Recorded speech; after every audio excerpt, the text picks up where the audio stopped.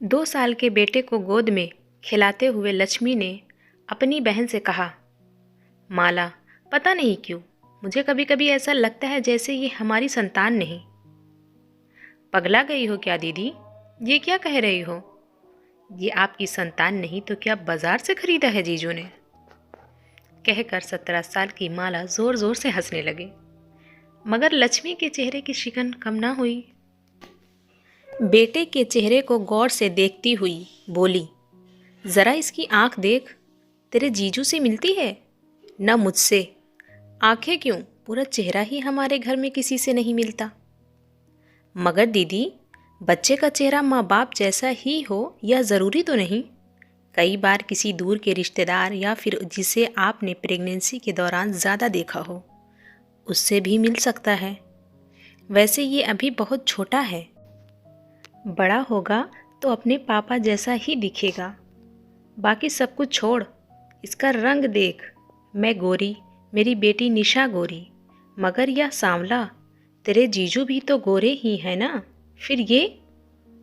अरे दीदी, लड़कों का रंग कहाँ देखा जाता है? वैसे भी ये 21वीं सदी का बच्चा है। फरवरी 2002 की पैदाइश है। इसकी बर्थडे डेट खुद खास है। 2/2/2002 को जन्म लेने वाला ये तुम्हारा लाडला ज़रूर ज़िंदगी में कुछ ऐसा काम करेगा कि तुम दोनों का भी नाम हो जाएगा। प्यार से भांजे को दुलारते हुए माला ने कहा। वो तो मैं मानती हूँ माला कि लड़कों का रंग नहीं देखते, और फिर माँ के लिए तो अपने बच्चों से प्यारा कुछ हो ही नहीं सकता। पर यूं ही कभी कभी कुछ बातें दिमाग में आ जाती हैं। याद है दीदी, इसके जन्म वाले दिन जीजू कितने खुश थे। इसे बाहों में लेकर झूम उठे थे। बेटा हुआ है, इस बात की खुशी उनके चेहरे पर देखते ही बनती थी।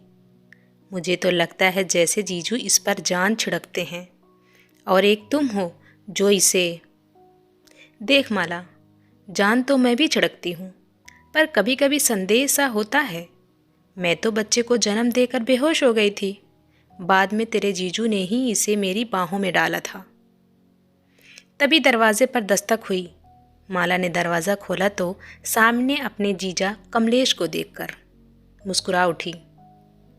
कमलेश की आवाज़ सुनते ही नन्हा बेटा माँ की गोद से छिटक कर बाहर भागा और बाप की बाहों में झूल गया। कमलेश ने तुरंत अपने साथ लाया हुआ चॉकलेट उसके नन्हे हाथों में थमा दिया। माला मुस्कुराते हुए बोली, ये है बाप बेटे का मिलन। दीदी, देख लो अपनी आंखों से, तुम्हारा बेताब और बापू सा कितना प्यार करता है। लक्ष्मी ने एक ठंडी आह भरी और पुराने ख्यालों में खो गई। उसे याद आ रहा था वो दिन जब निशा पैदा हुई थी। घर भर में एक अनकही सी उदासी पसर गई थी। सास ने बुरा सा मुंह बना लिया था। उस पर कमलेश भी खुश नहीं थे। बच्ची को गोद में उठाकर चूमा भी नहीं, बस दूर से ही देखकर चले गए थे। लक्ष्मी मानती है कि घर में सब लड़के का इंतज़ार कर रहे थे, मगर इसका मतलब ये तो नहीं कि बेटी को प्यार ही ना करें, उसके साथ सौतेला व्यवहार किया जाए। आज निशा 5 साल की हो गई है, पर मजाल है कि कभी कमलेश उसके लिए चॉकलेट लेकर आएं। बेटे के पीछे ऐसा भी क्या पागलपन कि बेटी को बिल्कुल ही इग्नोर कर दिया जाए। वक्त यूं ही गुजरता रहा। लक्ष्मी को 2 बेटियां और हुई। हर बार सास और पति का मुरझाया चेहरा उसे अंदर तक तोड़ देता। बेटा दादी और पापा की आंखों का तारा था। वो अब स्कूल जाने लगा था और ज़िद्दी भी हो गया था। स्कूल से उसकी बदमाशियों की शिकायतें अक्सर आने लगी थी।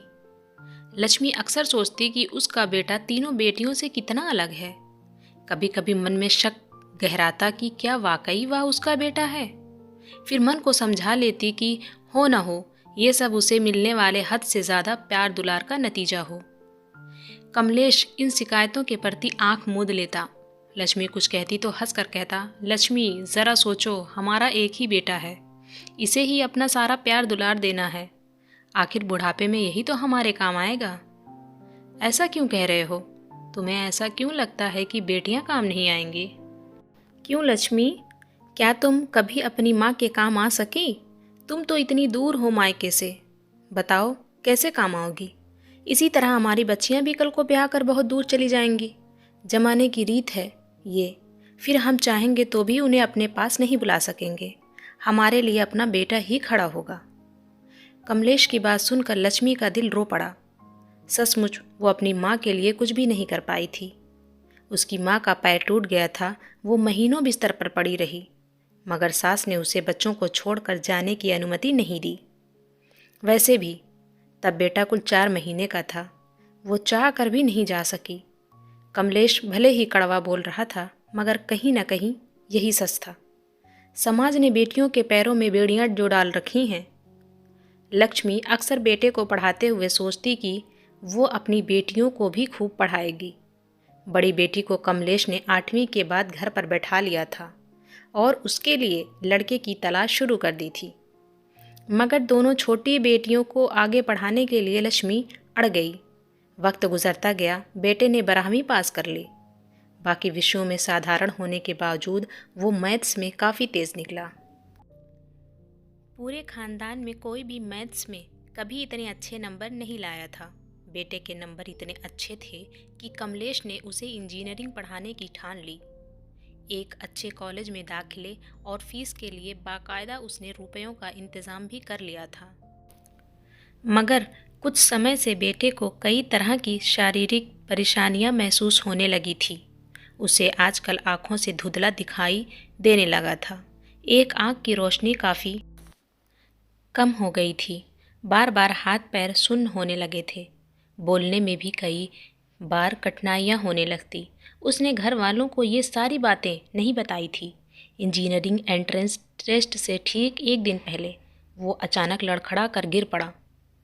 क्या हुआ बेटे? लक्ष्मी ने घबरा कर पूछा तो उसने बड़ी मुश्किल से अपनी सारी तकलीफ़ों के बारे में विस्तार से बताया। तब तक कमलेश भी आ गया था। उसने देर नहीं की और तुरंत बेटे को डॉक्टर के पास ले गया। डॉक्टर ने कई तरह के टेस्ट लिख दिए। जांच के बाद पता चला कि उसे मल्टीपल स्क्लेरोसिस की समस्या है। मल्टीपल स्क्लेरोसिस एक ऑटो इम्यून डिसीज़ है जिसमें सेंट्रल नर्वस सिस्टम प्रभावित होता है। इसमें देखने, बात करने, चलने और ध्यान एकाग्र करने से जुड़ी समस्याएं पैदा होती हैं। इंसान अपना संतुलन खो बैठता है। इससे पीड़ित व्यक्ति कई बार लकवे का शिकार भी हो जाता है। डॉक्टरों के मुताबिक बेटे के शरीर का एक हिस्सा आंशिक रूप से लकवाग्रस्त भी हो गया था। ये बीमारी कभी भी पूरी तरह ठीक नहीं हो पाती।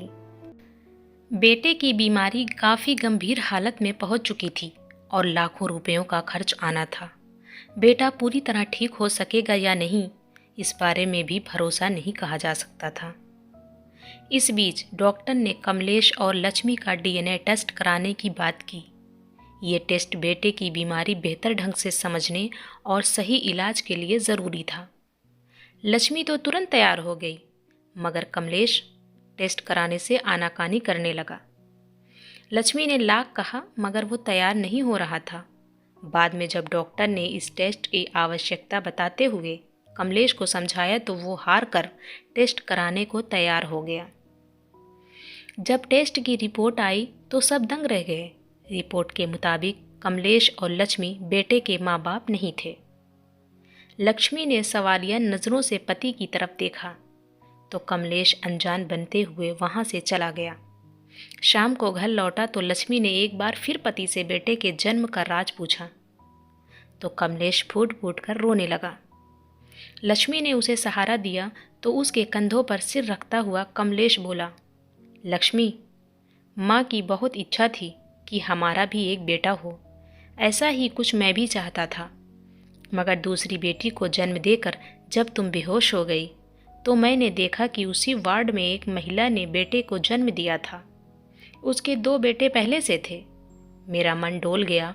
मैंने उस बच्चे के बाप से बात की, बेटी के बदले बेटा लेना चाहा तो उसने साफ इनकार कर दिया। फिर मैंने एक मोटी रकम का लालच दिया। थोड़ा सोच विचार कर वो तैयार हो गया। हम दोनों ने जल्दी जल्दी अपने बच्चे बदल लिए। मेरी गोद में बेटा आ गया। उसे पाकर मैं बहुत खुश हुआ था। मुझे उसकी जाति की ना परवाह थी और ना खानदान की। मेरे लिए तो इतना ही काफ़ी था कि वो एक लड़का है और अब से मेरा बेटा कहलाएगा।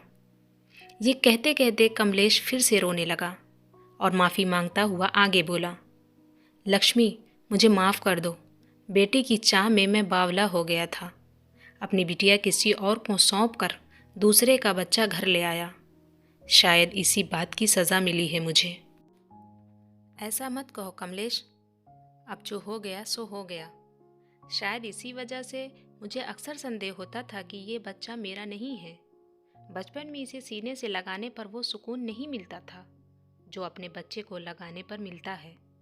तुमने जो भी किया सासू माँ की खुशी के लिए किया, मगर याद रखो, खुशी खरीद कर नहीं मिल सकती।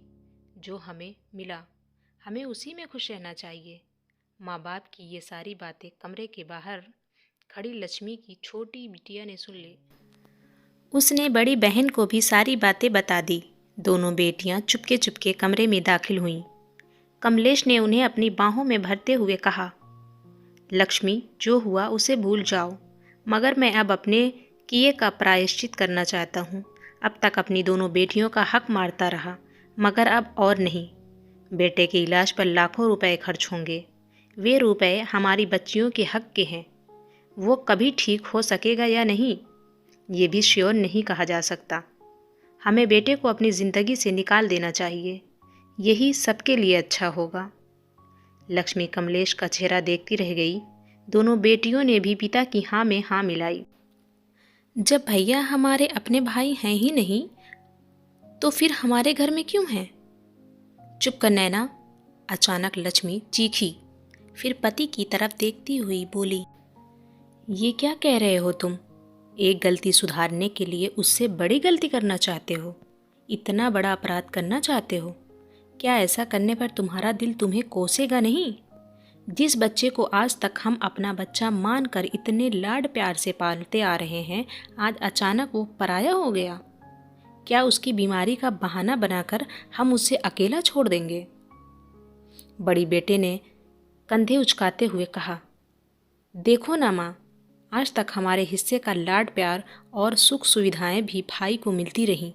भाई को आपने अलग कमरा दिया, अच्छे से अच्छे स्कूल में पढ़ाया, ट्यूशन लगवाया, उनकी हर ज़रूरत बढ़ चढ़कर पूरी की, मगर सब बेकार गया ना।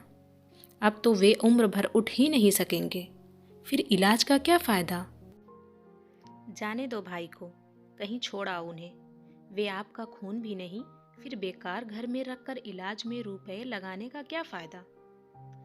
वाह बेटे, आप तो इतने बड़े हो गए हो कि हर चीज़ में फ़ायदा देखने लगे। मैं भी फ़ायदा देखती तो बेटियों को पढ़ाती ही नहीं।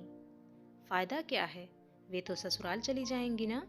बचपन से जिस भाई की कलाई में राखी बांधती आ रही हो, आज वो पराया हो गया। रिश्ते क्या केवल खून के होते हैं? भाई से तुम लोगों का दिल का कोई रिश्ता नहीं। माँ, ऐसी इमोशनल बातें कहकर हमें उलझाओ मत। सच यही है कि भाई हमारा नहीं है और अब उम्र भर हमें उसकी सेवा करनी पड़ेगी। वह उठ भी नहीं सकेगा। ऐसे में लॉजिक क्या कहता है? यही ना कि इन्हें कहीं छोड़ आओ। बेटी की बात माला के कानों में जहर जैसी चुभ रही थी। बेटी के गालों पर एक तमाचा जड़ती हुई वो चीखी, खबरदार, जो किसी ने मेरे बेटे के खिलाफ एक शब्द भी कहा, वो मेरे पास रहेगा और मेरे दिल का टुकड़ा बनकर रहेगा। पर लक्ष्मी, अब बेटा ठीक होगा, इस बात का कोई भरोसा नहीं है। हमारे पास इतने पैसे भी नहीं हैं, उसके इलाज में सारे रुपए खर्च हो जाएंगे तो फिर हमारी बेटियों का क्या होगा? पैसा है या नहीं, ये बात महत्वपूर्ण नहीं। हम उसकी सेवा करेंगे, उसका ख्याल रखेंगे। वैसे बहुत सी बीमारियां प्राकृतिक जड़ी बूटियों या घरेलू उपायों से भी ठीक हो जाती है। ज़रूरत पड़ी तो किसी बड़े नहीं लेकिन छोटे अस्पताल में तो इलाज करा ही लेंगे। लेकिन इस तकलीफ के समय उसे अकेला नहीं छोड़ेंगे। यदि ये सच में हमारा बच्चा होता तो भी क्या तुम उसे ऐसे छोड़ देते? नहीं ना, तो फिर अब क्यों? ये मेरी बेटियों का हक नहीं मार रहा। उसे अब तक अपना बच्चा मानकर पाला पोसा है, तो आगे भी वो मेरा ही बेटा रहेगा। भूले से भी मुझे मेरे बच्चे से जुदा करने की बात न सोचना। और हाँ, तुम में से कोई भी इसे इस सच्चाई के बारे में नहीं बताएगा। लक्ष्मी ने अपना फैसला सुना दिया था। दूसरे कमरे में लेटा बेटा सब कुछ सुन रहा था। एक तरफ आत्मग्लानि, दूसरी तरफ बीमारी का दर्द, और उस पर पिता व बहनों की इस सोच ने उसे अंदर तक तोड़ दिया था। वो खुद को बहुत असहाय महसूस कर रहा था, मगर माँ की बातें उसके जख्मों पर मरहम लगाने का काम कर रही थी। सारा दर्द उसकी आंखों से पानी बनकर बह निकला। उसे बचपन से अब तक की अपनी ज़िंदगी के लम्हे याद आ रहे थे। छोटा सा था वह जब माँ के आंचल में छिपकर शरारतें करता। जैसे जैसे बड़ा हुआ वैसे वैसे ज़िद्दी होता गया। जो भी ज़िद करता घर वाले उसे पूरा करते। घर में अपनी मर्जी चलाता, बहनों को डांटता तो कभी प्यार भी करता। आज वे सारे रिश्ते बेगाने हो चले थे। अचानक ही वो तड़प कर चीखा, माँ इधर आओ माँ। लक्ष्मी दौड़ी गई। पीछे पीछे पिता और बहनें भी उसके कमरे में आ गए। बेटे ने माँ का हाथ थामकर रोते हुए टूटे फूटे शब्दों में कहने लगा, माँ आज तक मैंने जितनी भी गलतियाँ की उनके लिए आप सब मुझे माफ़ कर दो। और माँ मेरी बहनों पर आप नाराज़ ना होना। मेरी बहनें जो कह रही हैं और पापा ने जो कहा वो सही है। कहीं छोड़ आओ मुझे, किसी धर्मशाला या आश्रम में पड़ा रहूँगा। आप लोगों को परेशान नहीं करना चाहता। मेरी बहनों को हर खुशी मिलनी चाहिए। उनके रास्ते में बाधा नहीं बनना चाहता। चुप हो जा मेरे बच्चे, माँ ने प्यार से उसका माथा सहलाते हुए कहा। तू बड़ा भाई है। तेरी बहनों को खुशी तभी मिलेगी जब उनके पास तेरा प्यार और आशीर्वाद रहेगा। तू वादा कर हमेशा मेरी आंखों के आगे रहेगा। दोनों बहनें भी भाई के प्यार को महसूस कर रही थी। दोनों बेटियां माँ के गले लग गई और बोली, माँ आप बिल्कुल सही हो। हम अपने भाई को कहीं भी जाने नहीं देंगे। कमलेश को भी अपनी गलती का एहसास हो गया था। कमलेश ने लक्ष्मी का हाथ थामते हुए कहा, लक्ष्मी, माँ के दिल जैसा कोई दिल नहीं होता। मुझे गर्व है कि तुम मेरी पत्नी हो। मैं गलत था। आज के बाद ऐसी बात मेरे जहन में नहीं आएगी। हम सब मिलकर हमेशा बेटे के साथ देंगे। मुझे माफ़ कर दे बेटा, मैं बहुत स्वार्थी हो गया था, पर तेरी माँ ने मेरी आंखें खोल दी। बेटियों ने भी हामी में सिर हिलाया तो लक्ष्मी की आंखों में खुशी के आंसू आ गए।